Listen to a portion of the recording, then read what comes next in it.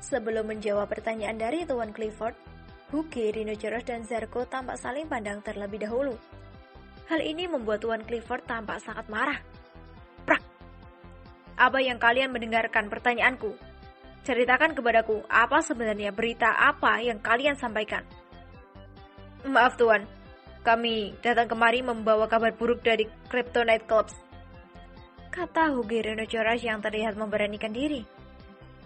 Kabar buruk, gumam Tuan Clifford sambil membetulkan letak duduknya lalu kembali bertanya.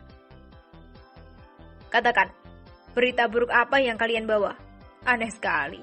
Padahal, selama berdirinya Kryptonite Clubs, belum pernah sekalipun aku mendengar ada berita buruk.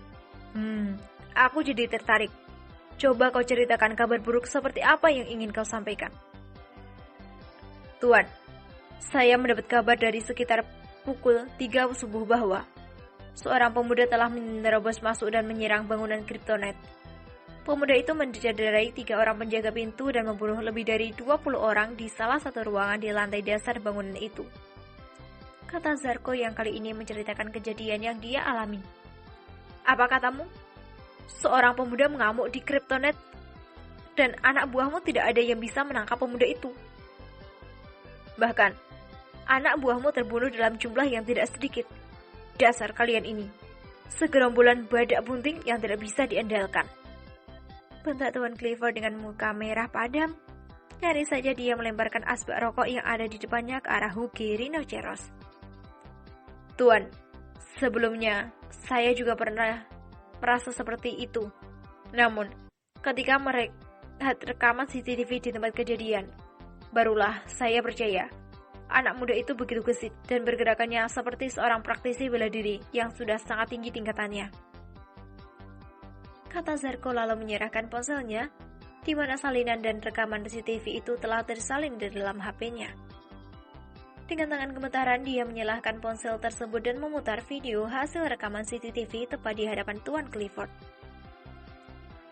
Lelaki setengah baya itu kini benar-benar fokus melihat ke arah layar ponsel. Sesekali terdengar suara giginya menggertak dan sesekali tangannya terkepal menahan kemarahannya. Duff Clifford juga tampak sangat serius melihat adegan di video tersebut sambil berpikir. Tidak mungkin itu ulah Joe, Tie, atau Silas. Tapi jika diperhatikan, orang ini seperti seumuran denganku, atau bahkan lebih muda orang ini. Batinnya sambil terus menatap ke arah layar ponsel milik Zarko. Kalian selidiki siapa pemuda ini. Aku tidak ingin ada yang bebas keluar masuk bahkan membuat kekacauan di tempatku tanpa ada yang dapat menangkap orang itu. Aku tidak ingin orang-orang ini bebas berkeliaran. Kalian mengerti? Tanya Tuan Clifford. Kami mengerti Tuan Besar, jawab mereka. Lalu, apa yang kalian lakukan dengan bangkai yang tidak berguna itu? Untuk menghindari masalah ini dari pihak kepolisian, sekaligus untuk menjaga nama baik klub, saya dengan sengaja menyuruh anak-anak buah saya untuk mengamankan mereka. Saat ini, keadaan di Kryptonite Club tidak berubah. Semuanya seperti biasa. Lapornya membuat Tuan Clifford menarik nafas lega. Siapa yang berani bermain-main denganku? Apakah orang ini memiliki nyawa cadangan? Sehebat apapun dia, jika berani main-main denganku, akan kusiksa orang ini sampai dia sendiri yang meminta kematian untuknya.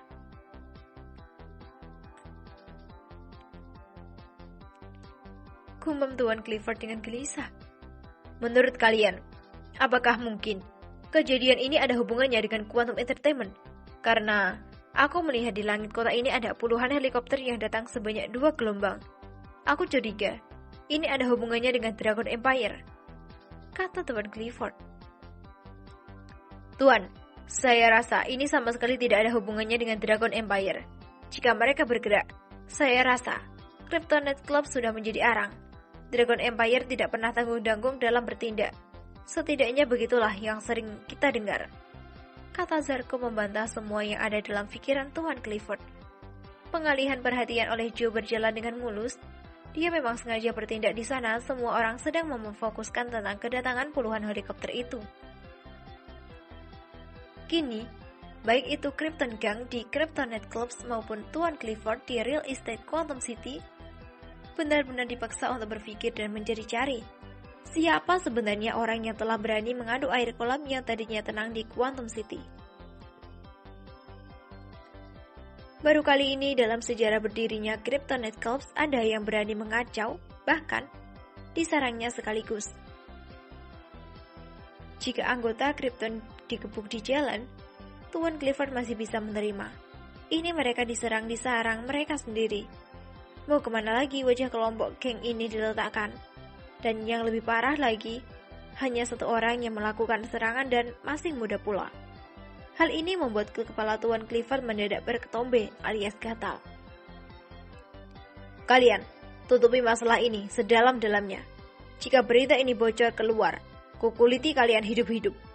Jika berita ini menyebar keluar, hancur sudah nama besar yang disandang oleh kelompok ini sejak berdirinya.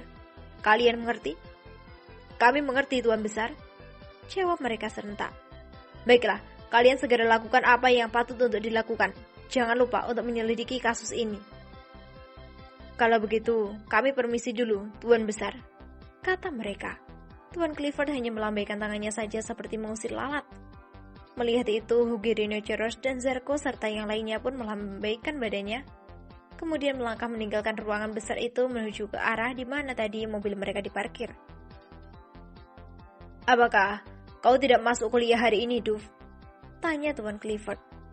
Iya ayah, aku berangkat dulu, kata Duff Clifford lalu segera menuju ke garasi untuk mengeluarkan mobilnya. Kini, tinggallah Tuan Clifford sendirian di ruangan itu sambil mondar-mandir.